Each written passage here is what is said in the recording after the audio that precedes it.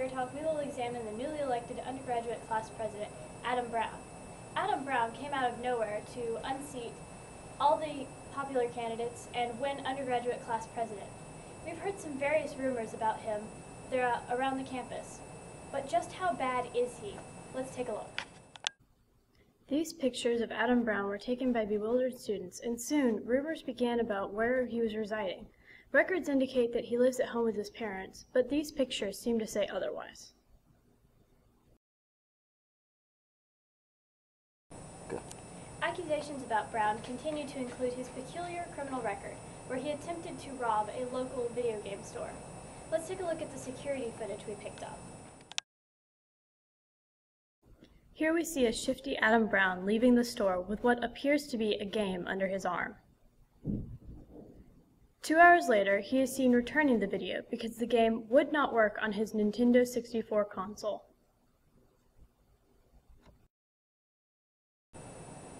So why would the students of Clemson vote for such an undesirable candidate? I went around campus to ask students to find these answers. How did you vote in these student government elections? I think I voted for Adam Brown. And why did you vote for Adam Brown? 'Cause he was the first one on the list, pretty much, yeah. How did you vote in these student government elections? There was an election. I voted for the cute one. I was really drunk that day. I don't even know who I voted for. Are you Mr. No, Brown? I got it. Okay. Yeah. Why did you choose to run for undergraduate class president? There were a lot of unhappy people on campus, and there were a lot of people frowning and everything. And like my friend Petey, he was like, "Man, Adam, there's so many unhappy people out there. You could change this." I said, "Petey, I don't know." And he was like, "Yeah, man, you could do it." He's like, "There's a politician in everyone. They're kind of like buttholes." What were your campaign strategies? I noticed that you didn't really have a whole lot around campus advertising that you were running. There's a lot of strategy in the win, and I won by a lot. And my campaign manager, Petey, he's doing hard time right now for selling that Smoky White Bandit. Mm-hmm. But we played a lot of risk before the campaign, to hone our skills at strategic. Your campaign manager, you said his name was Mr. Petey. What were his credentials to help you with this daunting task of trying to run for class president? Well, Petey, he's real smart. He's been my friend for a long time, and he's really good at risk. Like I said, he's in the slammer right now for selling cocaine. Mm-hmm. But there he already has like a thriving business. Like he's like giving tattoos and like selling weed.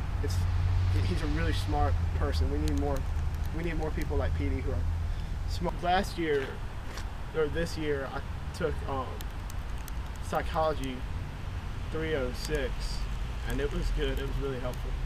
What course is that exactly? About sex. Can you elaborate on how that relates to politics? Sex is very important to politics. Without sex, we don't have babies, and without babies, there are no more voters. And without voters, you can't really get elected. Now you have witnessed the good, bad, and the pathetic that is Adam Brown. Did the student body truly vote for him? Was he just the first name on the list? Did Petey stuff the ballot boxes? Did anyone show up to vote? How many students actually took this election seriously? The truth as to how exactly Mr. Brown was elected may never be completely answered, but one thing is definite. The student body has a responsibility when electing its leaders, and clearly in this election they have forgotten it. What if the entire state of South Carolina were to ignore the election? It is in our best hopes that Brown steps down from his position and grants it to someone more suited for student body president. The public must make the choice today whether or not it wants progress, change, and effective leaders by taking the time to make an informed decision at the polls. The future is endless with wonderful possibilities if only we choose to make a change today.